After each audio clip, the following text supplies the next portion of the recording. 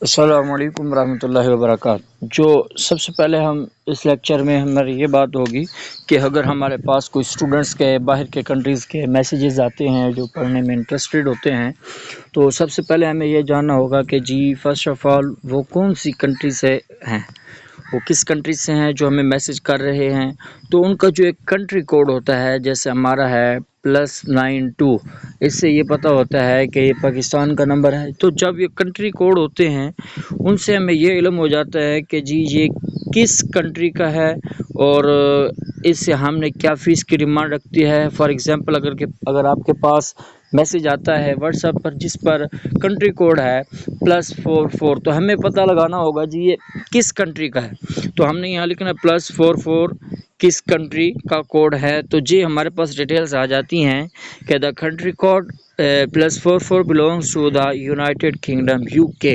ٹھیک ہے، اب ہمیں یہ علم ہو گیا جی یہ نمبر UK کا ہے، تو پھر ہم اب اس کے حساب سے ہم اس کو ڈالر میں کنورٹ کریں گے، دیکھیں گے جی ہمارے پاس جو ڈالرز وغیرہ ہیں وہ $1 کے ہمارے PKR میں کتنی قیمت ہے۔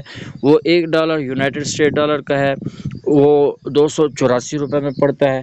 تو اسی طرح اگر ہمارے پاس آ جاتا ہے کسی واٹس ایپ نمبر میسج آتا ہے +1، تو ہمیں پتہ ہوگا بھی یہ یونائٹڈ اسٹیٹ کا ہے، کینیڈا کا ہے، تو ہم ان کو اسی حساب سے فیس بتائیں گے، اسی حساب سے ہم ان کے ساتھ فیس کی جو ڈیل ہوگی وہ کریں گے۔ کیونکہ اگر ہمیں یہ علم نہ ہو کہ وہ کس کنٹری کا کوڈ ہے، کس کنٹری سے واٹس ایپ کا میسج آیا ہے، تو وہ فیس کا پھر معاملات آگے پیچھے کر بیٹھیں گے۔